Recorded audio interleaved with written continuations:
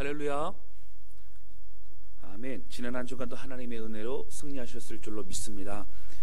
오늘도 방송으로 여러분들과 함께 예배를 드리고 있습니다.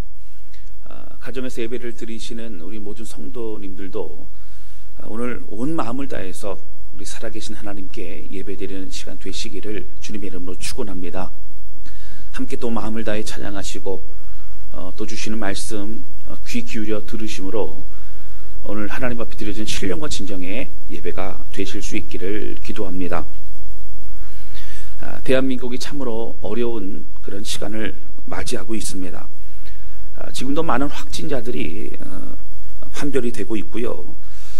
오늘 보니까 벌써 확진자가 6,000명이 넘어서고 있습니다.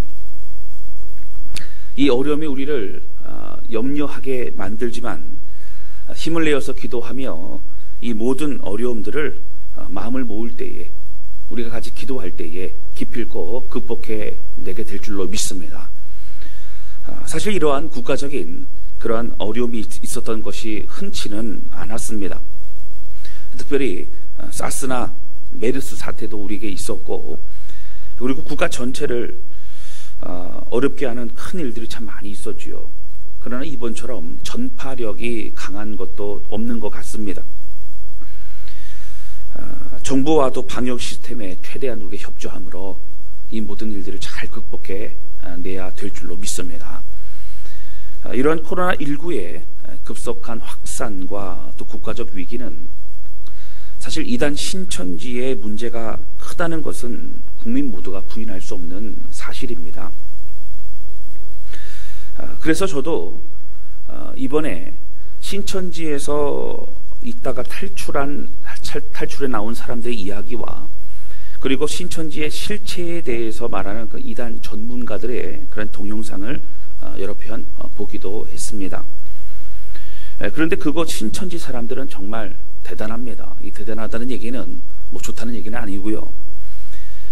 맹목적인 그런 모습들, 그런 모습뿐만 아니라 그들의 신앙을 위해서는 직장을 버리고 그리고 가정을 버리고 집을 나오는 일들도 부지기수인 것을 볼 수 있습니다. 어떻게 이렇게 될 수 있습니까? 여러분, 이것은요, 그들이 배우는 잘못된 교리 때문입니다. 이단 신천지뿐만 아니라 우리 주변에도 여호와의 증인이나 또 안상홍의 하나님의 교회, 그리고 구원파, 가깝게는 여러분 아시는 만민중앙교회와 같은 그런 우리 삶 가까이에 들어와 있는 그러한 이단들도 있습니다. 오늘 저는 초대교회 시대에도 이러한 잘못된 그러한 복음과 말씀에 대해서 단호하게 대처했던, 그리고 책망했던 사도 바울에 대해서 함께 말씀을 나누고자 합니다. 이 말씀을 통해서 우리 자신이 알고 있는 복음이 제대로 된 복음인가, 그리고 또 우리가 제대로 믿고 있는가 점검해보는 그러한 시간 되실 수 있기를 주님의 이름으로 축원합니다. 첫 번째 함께 나누기 원하는 것은요, 나는 바른 복음을 믿고 있는가를 점검해 보아야 합니다. 오늘 본문의 말씀에는 사도 바울의 자랑이 나옵니다. 사도 바울이 1절의 말씀과 같이 1절 말씀 함께 보실까요? 자, 1절 우리 같이 읽겠습니다. 시작. 무익하나마 내가 부득불 자랑하노니 주의 환상과 계시를 말하리라. 부득불 자랑한다라고 말하고 있는 이것은 그가 하나님이 허락하신 환상을 보았고, 그리고 특별히 천국에 갔다 왔던 이 경험들을 나는 어떤 특별한 사람이라고 말하고 싶어서 그렇게 자랑하고자 하는 이야기가 아니라고 하는 것입니다. 여기서 부득불 자랑한다라고 하는 것은 자랑하려는 목적이 따로 있기 때문에 그렇게 이야기를 어쩔 수 없이 내키지 않지만 하게 된다는 것입니다. 바로 그 이유는 다른 것이 아니라 당시에 고린도 교회 안에 이단 사상을 가진 그런 거짓 선생들이 교회를 혼란스럽게 하고 있었기 때문입니다. 여러분, 당시에 그 거짓 선생들은요, 자신이 어떤 특별한 환상을 보았고 어떤 영적인 체험이 있고 이런 것을 통해서 자신이 바른 복음을 전하고 있다, 나는 특별한 존재다. 그리고 내가 말하는 것은 하나님의 말씀이다. 뭐 이렇게 표현을 하기도 했다라고 하는 것입니다. 우리가 잘 알고 있는 것처럼 당시 고린도 교회는 초대교회 중에서도 또 큰 교회에 속했습니다. 재정적으로 탄탄한 교회였고 성도들의 수도 많아서 다른 교회에 영향력을 끼칠 수 있는 그러한 교회였습니다. 그러나 오히려 고린도 교회는 교회 안에 문제가 많았습니다. 여러분 잘 아시는 것처럼 바울파, 아볼로파, 게바파, 예수파 이런 분파주의가 교회를 갈라놓았고요. 그리고 교회 안에도 그 세상에 있었던 그 음란의 성적인 타락의 문제가 교회 안으로까지 들어오게 되었습니다. 빈부의 갈등, 그리고 은사로 인한 갈등, 또 우상에 바쳐진 음식물로 인해서 또 믿음이 있고 없고 서로 비난하는 그런 모습들도 많이 있었다고 하는 것입니다. 그러나 무엇보다 이 고린도 교회의 가장 큰 문제는 다른 내용의 복음을 전하고 또 성도들을 현혹시키는 그런 이단의 사람들이 있었다라고 하는 것입니다. 당시 지금과 같이 66권의 성경이 완성되지 않은 그런 시기였습니다. 정경으로 인정을 받은 것이 아니었고요. 사도 바울의 서신서들을 또 교회들이 받게 되어지면 그걸 가지고 함께 또 돌려보거나 그것을 가지고 또 읽고 묵상하면서 당시 교회들의 어려움들을 이겨내고 다시 복음의 그 진리를 가지고 또 힘있게 믿음의 길을 걸어갔던 것이 초대교회였습니다. 당연히 구약 성경을 가지고 또 말씀을 나누기도 했습니다. 그래서 에베소 교회에도 또 골로새 교회에도 또 빌립보 교회에도 보내주신 그 서신들을 가지고 함께 그 지역의 사람들이 돌려보게 되어지면서 이것을 또 회람 서신이라고 말하기도 했습니다. 특히 에베소서는요, 에베소 지역에 있는 여러 교회들이 함께 살펴보고 그 말씀으로 서로의 문제점들을 되짚어보고 회개하고 돌이키는 그런 역할들을 많이 합니다. 그래서 그 지역에 보낸 편지는 그 지역에 필요한 그런 메시지들을 더욱더 담고 있었다라고 하는 것입니다. 이러한 상황에서 고린도 교회에서는 아직 신학적으로 탄탄할 수 없는 그 교회 안에 이 거짓된 그런 복음이 들어와서는 사람들의 마음을 흔들어 놓게 됩니다. 왜냐하면 전통적으로 이게 탄탄하지 않은 신학적인 체계가 잡혀있지 않았기 때문이라고 하는 것이죠. 무엇보다도 구원받는 복음에 대해서 잘못된 이야기를 하는 일이 벌어지기 시작합니다. 또한 거짓 선생들은 전에 고린도 성도들에게 복음을 전하여준 사도 바울을 비난하는 이야기들을 많이 하게 됩니다. 고린도 교회에 대한 사도 바울의 권위는 흔들릴 지경이 이르게 됩니다. 특히 거짓 선생들은 자신들의 말이 영향을 주게 하기 위해서 이미 가르침을 준 사도 바울에게 반감을 가지게 하려는 그런 목적을 가지고 특별히 부단히 애쓰게 됩니다. 특히나 사도 바울의 사도권에 대해서 그들이 인정하지 않고 부정합니다. 예수님의 12 제자도 아니었고, 그리고 또 그리스도를 핍박했던 바울이 어떻게 사도가 될 수 있냐, 뭐 이런 얘기도 많이 했다라고 하는 것입니다.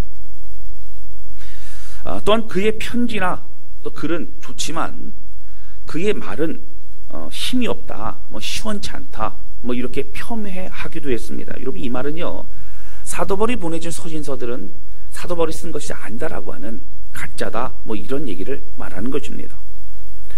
사도 바울은 자신의 사도권을 회복하고 또 자신이 참된 예수 그리스도의 부르심을 받은 사도라는 것을 인식시키는 것이 또 교회를 안정시키고, 그리고 자신이 전한 복음을 인정받는 중요한 그런 일이라고 생각하게 됩니다. 그래서 사도 바울은 고린도 후서에 이 편지를 시작하는 1장 1절에서도 이렇게 표현합니다. 한번 좀 살펴볼까요? 고린도 후서 1장 1절입니다. 우리 같이 읽겠습니다. 시작. 하나님의 뜻으로 말미암아 그리스도 예수의 사도된 바울과 형제 디모데는 고린도에 있는 하나님의 교회와 또 온 아가에 있는 모든 성도에게 아멘. 하나님의 뜻으로 말미암아, 그리스도 예수의 사도된 바울과라고 얘기합니다. 하나님이 뜨시고 예수님 부르셨고 그래서 사도가 된 나 바울은 이 편지를 고린도 교회에 보내노라 이렇게 강하게 또 자신감 있게 이야기하고 있는 것입니다. 여러분 그리고 고린도후서 10장에 보면 특별히 자신의 사도직에 대해서 더 거기에 대해서 변호하고 있는 내용들이 주로 많이 나오게 됩니다. 여러분 그 중에서도 8절을 보실까요? 우리 8절을 보시면 고린도후서 10장 8절입니다. 우리 같이 읽겠습니다. 시작. 주께서 주신 권세는 너희를 무너뜨리려고 하신 것이 아니요 세우려고 하신 것이니 내가 이에 대하여 지나치게 자랑하여도 부끄럽지 아니하리라. 사도 바울이 함께 전하여 주고 그리고 가르치고 했던 모든 것들은 바로 교회를 세우기 위한 그런 일들이었다라고 하면서 하나님 앞에 부끄럽지 않은 자신의 사도직에 대해서 또 변호하고 또 자신감 있게 이야기하고 있는 모습을 볼 수 있습니다. 당시 교회에는요 분파주의자들과 또 천사를 숭배하는 그런 신비주의자들도 많이 있었고요. 또 율법주의자들도 그들 안에 있었습니다. 그래서 각자의 생각에 옳은 대로 또 각자가 경험하고 해석한 대로 그렇게 가르치고 또 이것이 바른 신앙이라고 얘기하다 보니까 교회는 많이 혼란스럽게 되었습니다. 사도 바울이 이렇게 초대교회 안에 잘못된 이야기들을 하는 사람들을 단호하게 대처하고 그들을 쫓아내라. 그들 가까이 하지 말라. 그들을 떠나라. 이렇게까지 얘기했던 건 무엇보다 바른 복음이 모든 것의 근간이 되기 때문이라고 하는 것입니다. 처음부터 잘못된 가르침이 성도들의 마음을 사로잡게 되면 비뚤어진 그런 신앙생활을 하게 됩니다. 그리고 무엇보다 우리의 구원의 문제가 바로 여기에 달려있기 때문이라고 하는 것입니다. 저는 이번 코로나19의 상황을 보면서 이단 신천지의 실체가 더욱 드러나고 있는 것을 보게 됩니다. 여러분 이단 신천지는 모략이라고 하는 것을 중요하게 생각한다 그래요. 이 모략은 이 사람들을 데려오기 위해서는 어떠한 거짓말과 어떤 거짓을 하여도 다 괜찮다고 하는 거예요. 오직 구원은 신천지 안에만 있고 그 신천지 밖을 나가면 다 지옥이라고 그렇게 얘기한다고 합니다. 그리고 가족들을 구원하기 위해서는 내가 어떠한 열심을 가지고 또 어떤 교육을 받고 또 다른 사람들을 현혹시키고 데려오는 모습을 어떤 희생을 치르더라도 나는 그렇게 하겠다라고 얘기한다는 것이죠. 제가 얘기를 들어보니까 14만 4천이라는 그 숫자에 열심을 내는 어떤 그 사람들만이 들어갈 수 있다. 구원받는 숫자에 들어갈 수 있다. 이렇게 얘기를 하는 것을 들은 적이 있습니다.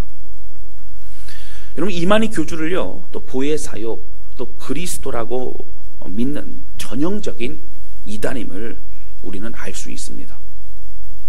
그러나 저는 이번 신천지의 이러한 모습을 보면서 또 오히려 우리는 그런 온전한 복음과 또 바른 신앙생활을 하고 있나라고 하는 그런 생각을 하게 됩니다. 이단 전문가들은요 사실 한국 교회에 이단이 많은 것은 그만큼 이단에 많은 사람들이 빠져들고 있기 때문이라고 이야기합니다. 그런데 이 이단에 빠져드는 많은 사람들의 대부분이 또 많은 부분이 기존 교회에 다니고 있는 사람들이라고 하는 이야기는 놀라움을 금할 수가 없습니다. 어떻게 기존 교회에 다니며 신앙생활을 하던 사람들이 이단의 잘못된 그러한 가르침에 빠질 수 있게 되느냐고 하는 것입니다. 여러분 신천지만 해도요 그들의 전도법은 대단합니다. 이미 3개월 정도 전도하기 전에 3개월 정도부터 그 전부터 해서 그 사람에 대해서 또 모든 정보와 모든 걸 준비해서 전략적으로 접근한다고 하니 사실 여러분 어떻게 안 당할 수가 없는 그런 상황이기도 합니다. 현혹시키는 방법도 대단하고요. 교육받는 그동안에도 그 안에도 절반 정도는 이미 신천지 사람들이라는 거예요. 똑같이 교육을 받는 것처럼 하면서 의심이 가고 마음 흔들릴 때마다 나도 지금 교육받는데 맞는 얘기야라고 하면서 서로 간의 그런 분위기를 만들어낸다라고 하는 것입니다. 이 복음방이라고 하는 곳 그리고 나중에 센터라는 곳에서 한 7개월 정도의 그런 교육을 받는다고 합니다. 근데 그 공부를 하면서 대부분 그렇게 빠져들게 된다는 거예요. 여러분, 이것은요, 그만큼 우리 한국 교회가 회개하고 그리고 자각해야 하는 것입니다. 왜 그렇습니까? 왜냐하면 우리가 가르치는 그러한 신앙이 흔들림 없는 바른 그런 복음 위에서 믿음의 삶을 살 수 있도록 인도하고 있는 자라고 하는 거예요. 우리가 바른 가르침으로 견고한 믿음의 삶을 살 수 있도록 우리 성도를 그렇게 이끌었느냐라고 하는 것을 되돌아본다면 우리는 부끄러울 수밖에 없다라고 하는 것입니다. 90대의 박용동 교수님은 이런 상황에 대해서 참으로 한탄하는 글을 참 많이 올리고 있는 것을 보게 됩니다. 이것은 우리 한국 교회와 또 목회자들과 또 신학교의 잘못이라고 하는 거예요. 변명의 여지가 없습니다. 그러면 우리 한국 교회에서 이런 여러 가지 잘못된 신앙생활의 양상이 여러분 어떤 모습이 있습니까? 뭐 잘못된 그런 신앙생활, 잘못된 복음은 어떤 것이 있습니까? 첫 번째로는 두 가지를 얘기하려고 합니다. 첫 번째로는요, 값싼 복음에 대해서 전하고 또 믿는 경우들이 많이 있다라고 하는 것입니다. 여러분, 사실 이 값싼 복음이라고 하는 것은 이단 구원파의 구원론과 사실은 비슷합니다. 우리가 잘 알아야 돼요. 죄사함의 구원을 깨달으면 그럼 구원을 받는다는 거예요. 그래서 그들은 죄책감이 없습니다. 죄사함의 감격이라는 그런 미명하에 어떤 죄책감에 대한 그런 마음들을 다 눌러버립니다. 나는 구원받았으니까 나는 괜찮다는 거예요. 난 천국 갔다는 거예요. 죄책감 없이 기쁨으로 살아간다라고 얘기합니다. 이것을 구원의 감격이라고 얘기하는 거예요. 여러분, 이런 가르침이 사실 한국 교회 안에도 많이 있을 수 있습니다. 예수 그리스도의 복음을 이야기하고 그 복음을 전하는 거 굉장히 중요합니다. 그런데 여러분, 이 복음은요, 정확한 복음이어야 됩니다. 복음을 깨닫는다는 것은 지식적인 동의가 아니에요. 복음을 받아들이는 구원의 믿음은 나를 드리는 것이고 내 삶을 예수 그리스도의 사람으로 살아가겠다는 결단입니다. 그래서 복음을 정확히 전하는 것을 성경에 보게 되면 이렇게 표현합니까? 바로 회개하고 죄사함을 받으라는 거예요. 회개하고가 전제가 됩니다. 돌이키는 겁니다. 삶을 드리는 겁니다. 이전에 내 삶이 주님과 상관없는 삶이었던 것에 대해서 한탄하고 다시 주님과 함께 살아가겠다는 결단과 고백을 하는 것이라고 하는 것입니다. 그래서 복음을 정확히 전한다는 것 너무 중요하죠. 하나님 없이 내 마음대로 살아갔던, 내가 주인 되었던 그런 삶에 대해서 다시는 그렇게 살지 않겠습니다. 내가 진리를 듣고 나니까 이거 모든 것이 다 죄악이었습니다. 고백하는 것이 복음의 그 말씀을 받아들이는 거고 주님 영접하는 것입니다. 회개란 돌이킴입니다. 그리고 결단과 약속입니다. 내 삶의 주인이 예수님이 되어주시는 것을 인정하고 이제는 주의 뜻대로 살아가겠다는 고백입니다. 그러한 사람은 삶의 몸부림이 있을 수밖에 없습니다. 그러나 이 복음이 우리의 죽음 이후의 시간 문제에 대해 두려움을 극복해주고 내가 지옥 갈 것을 막아주고 그런 정도의 인식으로 받아들인다면 여러분, 사실 뭐 잘못 받아들인 것뿐만 아니라 잘못된 복음을 듣고 있는 겁니다. 예수님이 단지 필요해서 믿는다라고 한다면 구원받을 만한 진짜 믿음이 아닙니다. 여러분, 예수님은요, 우리의 길이요 진리요 생명 되십니다. 할렐루야. 그 주님을 통해서 하나님의 자녀의 삶을 누리고 그 은혜 속에서 저 천국을 바라보며 살게 되는 것입니다. 그래서 신앙생활의 가장 중요한 것은 예수 그리스도와 함께하는 변화된 삶입니다.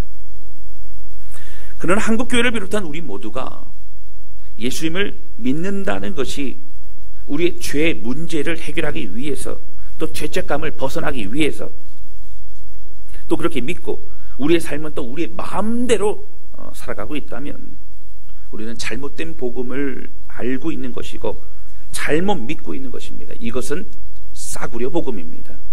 이것은 거짓된 복음입니다. 사랑하는 성도 여러분, 이제는 하나님의 자녀로서 의와 진리의 삶으로 우리의 인생을 내어 맡길 수 있어야 합니다. 왜 한국 교회가 변화되지 못하고 욕을 먹고 있습니까? 신앙생활을 한다고는 하지만 삶이 전혀 주님과 상관없기 때문입니다. 여러분 잘못 믿고 있는 거예요. 주님의 다스림과 말씀에 순종하지 않기 때문입니다. 여러분 우리의 삶을 주 앞에 드리고 구원의 감격은요, 내 삶을 주 앞에 드림으로 우리의 삶에서 함께한 주님으로 인하여 느껴지는 그런 감격과 은혜입니다. 그리고 저 천국에 대한 소망입니다. 이 믿음을 승리하는 우리 모두가 되실 수 있기를 주님의 이름으로 축원합니다. 두 번째요, 한국교회의 잘못된 신앙생활에는 율법주의가 있습니다. 여러분 과거 한국교회는 제가 여러 번 얘기한 것 같습니다. 율법주의와 또 기복주의가 섞여 버렸습니다. 그래서 교회에서 또 이것으로 인한 열심을 강요하기도 합니다. 여러분 오해하지 마세요. 교회에서 열심히 신앙생활하고 봉사하고 섬기는 건 너무너무 중요하고요. 그리고 칭찬받아 마땅합니다. 그런데 여기서 말하는 율법주의는 성경이 말하는 하나님의 말씀만을 말하지 않습니다.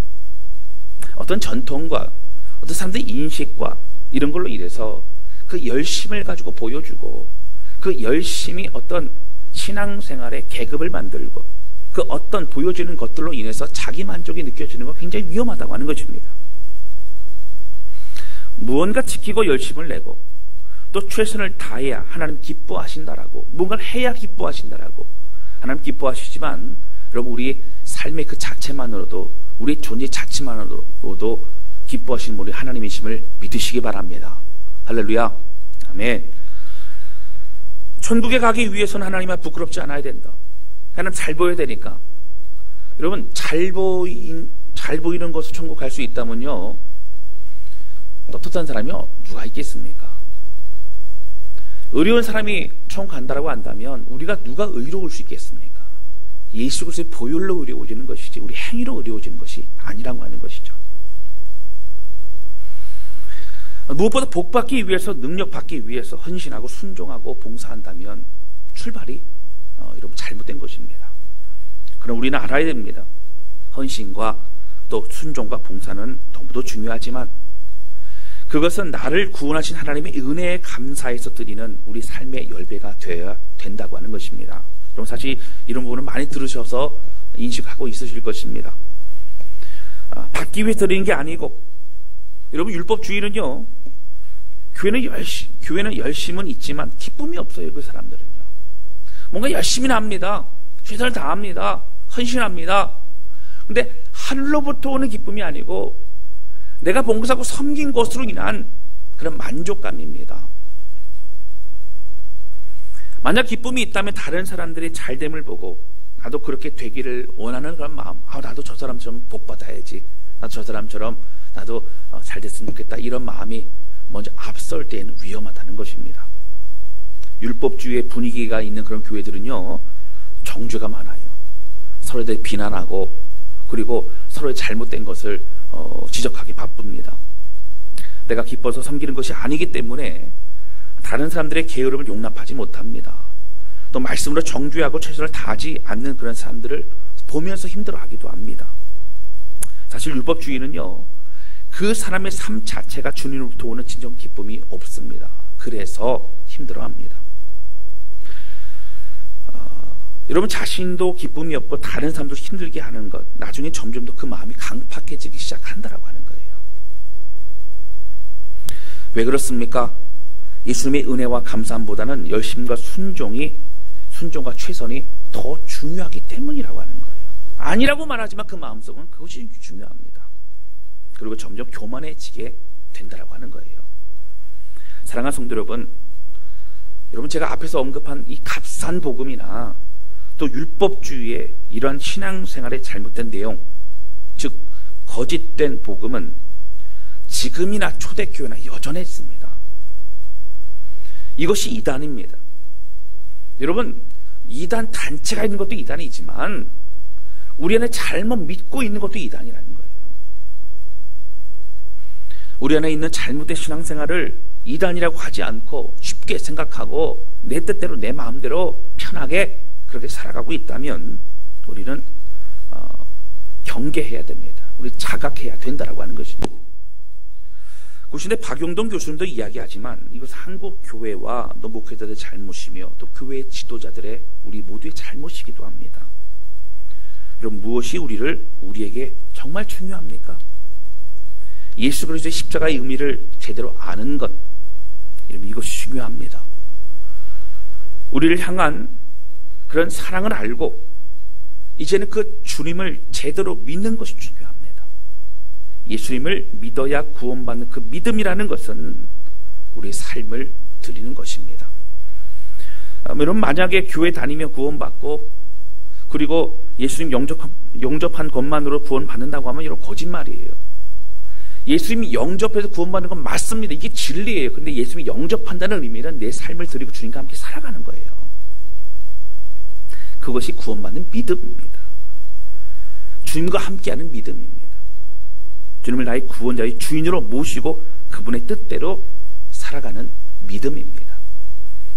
이번 사태를 보면서 우리가 기존 교회 또 복음적인 교회에 다니는 것만으로도 여러분 만족해하지 마시고 한국의 모든 성도들은 우리가 믿고 있는 이 복음과 또 우리 신앙생활이 바른 믿음인가 여러분 철저히 고백하고 되돌아보는 그런 우리 모두가 되실 수 있기를 주님의 이름으로 축원합니다. 그리고 크게 두 번째예요. 두 번째 함께 나누기 원하는 것, 천국과 지옥에 관한 믿음이 분명한가 우리 점검해 보아야 합니다. 여러분, 요즘 젊은 세대를 보면요, 나이 드신 분들이 좀 걱정을 하신다 그래요. 재정적으로 수입이 얼마 되지 않아도 또 어떤 그런 젊은 세대들은 원룸에 그렇게 살아도 차만큼 나는 외제차를 끌고 다녀야 된다. 뭐 벤츠라던가 막 이렇게 끌고 다니는 사람들도 많이 있죠. 그러니까 돈을 계획적으로 모아서 미래를 준비하는 모습이 눈에 보이지 않기 때문에 걱정하는 그런 사람들이 많이 있습니다. 그러나 또 굳이 또 그 젊은 세대들에게 또 일부 그 사람들을 또 변명하자면 또 그럴 만한 이유도 있는 것 같아요. 굳이 변명하자면 그렇습니다. 천정부지로 올라가는 집값과 그리고 자녀 양육비를 생각하면 결혼할 엄두도 내지 못합니다. 또 열심과 최선을 다한다고 어떤 목표에 향해서 또 오를 수 있다는 그런 확신도 없는 것입니다. 그래서 당장의 삶에 투자한다고 생각하고 젊은 세대가 뭐 다 그런 건 아니지만 여러분, 이런 것이 지금 시대적인 현실과도 아픔을 또 드러내고 있는 모습이기도 합니다. 여러분, 그런데 우리 그리스도인들은 마찬가지입니다. 미래에 대한, 죽음 이후에 대한 생각을 잊고 살아갈 때가 많이 있다라고 하는 거예요. 여러분, 사실 우리 다사랑교회도 장례가 가끔 있기 때문에 또 장례 예배를 같이 함께 가서 또 문상 예배를 드리다 보면 우리의 삶을 되돌아보고 우리도 결국은 끝이 있구나, 주님 만나는 날이 있구나 라고 하는 그런 생각도 갖게 됩니다. 그래서 장례식장에 가는 사람들마다 또 지혜를 얻게 된다라고 하는 그런 말이 있지 않습니까? 근데 장례식장에 가서만 우리가 느끼는 것이 아니라 사실 우리는 알고 있어야 돼요. 기독교는요, 종말 신앙을 우리가 가지고 있어야 됩니다. 여러분, 우리가 잊지 말아야 될 것이 있어요. 이 땅에서의 시간은 한정돼 있다고 하는 것입니다. 오늘 본문의 말씀에 있는 사도 바울이 부득불 자신의 환상에 대해서 천국 다녀온 이야기를 하고 있어요. 그가요, 이제 1절부터 4절에 보면 3층 천이라고 하는 이야기를 합니다. 하늘나라 천국에 다녀온 이야기예요. 4절 보실까요? 4절에는요, 이렇게 나옵니다. 우리 같이 읽겠습니다. 시작. 그가 낙원으로 이끌려가서 말로 표현할 수 없는 말을 들었으니 사람이 가히 이르지 못할 말이로다. 낙원이라요, 낙원. 저 낙원까지 가서, 천국에 가서 또 경험하고 또 듣고 왔다고 하는 것이죠. 여러분, 사도 바울은 이 사도권에 대해서 부정하고 있는 그런 많은 그 거짓 선생들이요, 그런 말하는 여러 환상과 그 영적인 체험, 그보다 사실은 더 엄청난 것을 나도 부득불 자랑하지만 이런 걸 나는 경험했다라고 얘기를 하고 있는 겁니다. 고린도 교회 성도들도, 사도 바울도 사실 영적인 체험과 능력이 있지만 그동안 그것을 자랑하며 살지 않았어요. 그것 자체보다 더 중요한 것은 말씀이고 또 하나님을 향한 신앙이기 때문입니다. 저는 이 부분에서 우리가 분명히 이 땅에서의 삶이 결국은 끝이 있다라고 하는 것을 우리가 꼭 기억해야 된다고 생각합니다. 정말 참된 믿음으로 주님을 믿지 못한다면 여러분 우리는 지옥 갈 수 있어요. 지금 우리의 신앙생활 보장할 수 없습니다. 어떤 분 그럴 수 있어요. 목사님, 예수 믿는데 어떻게 지옥 가요? 그 목사님 말씀하신 복음과 다르잖아요. 이런 말씀 의지해서 우리가 믿고 맞습니다. 그러나 저 천국 갔을 때에 우리 주님께서 너 가짜 믿음이라 말씀하시면 여러분 어떻게 하겠어요? 우리 겉으로 드러나는 건 모른다는 얘기입니다. 정말 예수 그리스도를 나의 구세주와 주인으로 믿고 내 삶을 드리는 그 믿음이 우리를 구원케 하는 것입니다. 우리 모두가 죄인이기 때문에 저 지옥에 가야 됨에도 불구하고 우리를 살리기 위해서 예수님이 이 땅에 오셔서 죽으신 것이 바로 저 십자가 사건 아닙니까? 그래서 우리가 가지고 있는 구원은 실로 엄청난 것이고 엄청난 그런 사랑인 것입니다. 사랑하는 성도 여러분, 바른 복음 앞에서 바른 말씀의 가르침으로 우리가 더욱 견고한 주의 백성이 되어야 합니다. 여러분, 그렇게 될 때에요, 이단 사상이 들어오고 유혹이 들어와도 우리 흔들리지 않아요. 왜 그렇습니까? 우리가 믿고 또 삶에서 경험하고 우리와 함께 하신 예수 그리스도 또 성령님으로 인하여 우리가 믿음의 확신 가운데 기쁨의 노래를 부르며 우리의 삶이 고난이 있다 할지라도 그 길을 승리하며 살아갈 수 있게 된다라고 하는 것입니다. 또한 이 땅에서의 삶 이후에는 우리 하나님 앞에 서는 심판의 때가 있음을 기억하며 참된 믿음으로 바로 서는 그런 우리 모두가 되시기를 바랍니다. 여러분, 그래서 우리 모두 천국에서 얼굴을 보는, 천국에서 다 얼굴을 보는 그런 다사랑교회 모든 성도들이 되실 수 있기를 주님의 이름으로 축원합니다. 할렐루야. 아멘. 아멘을 못하시면 안 됩니다. 아멘 꼭 하셔야 됩니다. 사랑하는 성도 여러분, 힘들고 어려운 지금의 상황 속에서도 내가 어떻게 그리스도인으로 살아가야 하는지 우리는 기도하며 고민해 보아야 됩니다. 다른 사람들이 이단이라고 손가락질하기 전에 잘못됐죠. 맞습니다. 그런데 우리는 흔들리지 않을 수 있는가? 우리는 받은 믿음 가운데 있는가? 그럼 이 사태를 통해서 다시 점검하고, 어떻게 저 젊은 사람들이 저렇게 많이 갈 수 있는가? 어떻게 저 수많은 사람들이 저기 꼬임에 빠질 수 있는가가 아니라 나는 바른 믿음 안에 우뚝 서 있는 견고한 믿음의 사람인가? 점검하며 우리 믿음 안에 주의 길을 걸어가는 저와 여러분 되시기를 주님의 이름으로 축원합니다. 예수 그리스도의 보혈이 우리를 새롭게 합니다. 그 주님을 찬양하며 이 어려움 가운데 승리하는 우리 모두가 되실 수 있기를 주님의 이름으로 축원합니다. 우리 시간에 찬양 주 앞에 드리고 기도하는 시간을 갖도록 하겠습니다.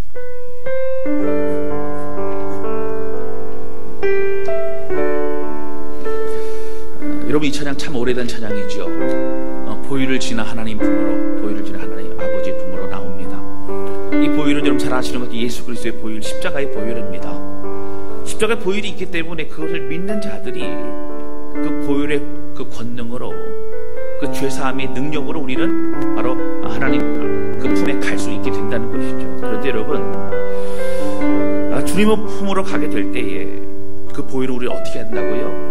우리의 영을 새롭게 한다는 거예요. 우리의 삶을 새롭게 한다는 거예요. 그냥 인식하고 그냥 동의하고 나 천국 간다, 그게 아니라 이제 그때로부터 시작되어서 새로운 인생을 살아가게 된다는 거예요. 주님과 함께 몸부림치고 기뻐함으로 이 주님을 위해 살아가는 것이 우리의 삶의 소망이 되어진다라고 하는 것입니다. 이 찬양 부르면서 주여 나를 새롭게 하여 주옵소서. 진짜 복음 위해서, 그런 값싼 그런 거짓된 복음이 아니라, 그리고 율법주의가 아니라, 두려워 떨고 어떤 기복주의가 아니라 주님과 함께 나아가는 믿음의 삶을 살기 원합니다. 이런 고백으로 함께 찬양하며 기도한 시간 갖도록 하겠습니다.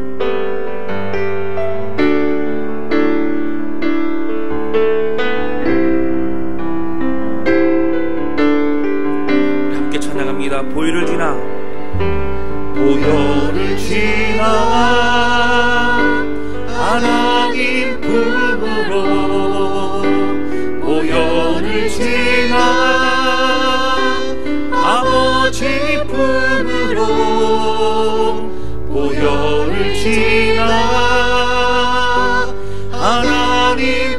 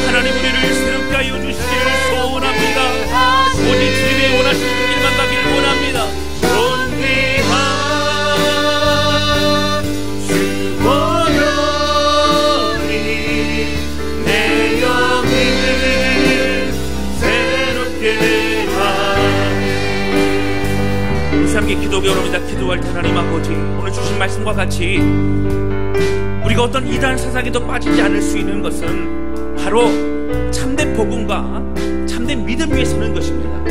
이 시간 기도할 때 하나님 아버지를 붙잡아 주셔서 다른 것에 마음을 뺏기지 않도록 오늘 내가 믿고 내가 따르고 내가 순종하며 가는 이 길이, 오늘 우리가 믿고 있는 이 복음이 참된 복음이, 내가 무엇 위에 서 있는가, 내가 예수 그리스도와 함께 동행하는 삶을 살고 있는가, 그 은혜로 내가 오늘 기쁨과 감격으로 주 앞에 순종하고 있는가, 하나님을 붙잡아 주옵소서.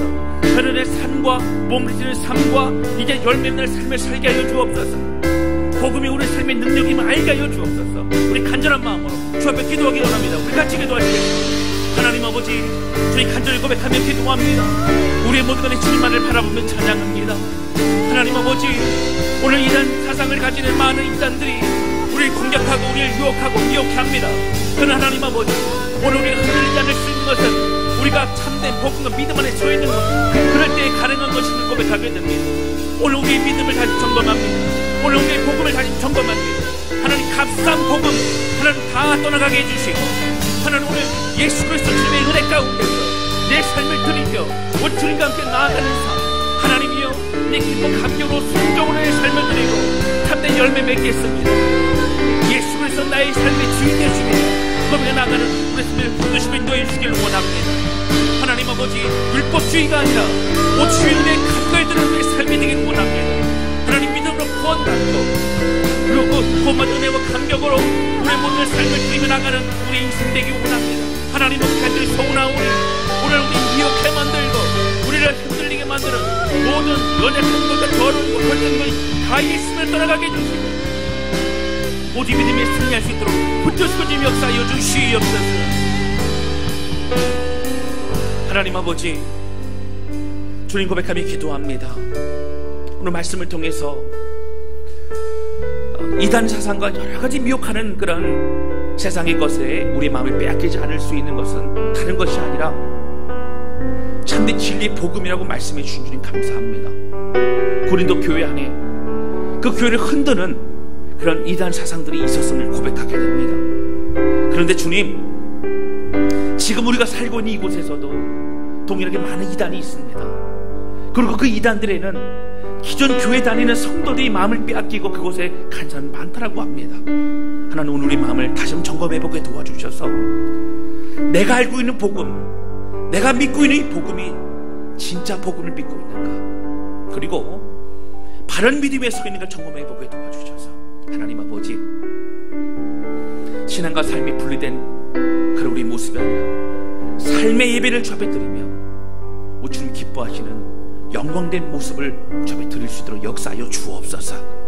하나님 아버지, 간절히 소원하오니 우리의 마음을 새롭게 해주시고 이제 그 복음과 은혜와 감격으로 삶의 열매를 맺는 우리 될 수 있도록 붙잡아 주셔서 우리 다산교회 모든 성도들, 하나님 아버지, 어떠한 미혹과 어떠한 공격과 또 어떠한 잘못된 걸 찾아온다 할지라도 흔들리지 않는 그 뿌리를 내려 견고한 믿음의 용사 되게 하여 주옵소서. 우리 주님 감사합니다. 홀로 영광받아 주시옵소서. 예수님의 이름으로 기도하였습니다. 아멘.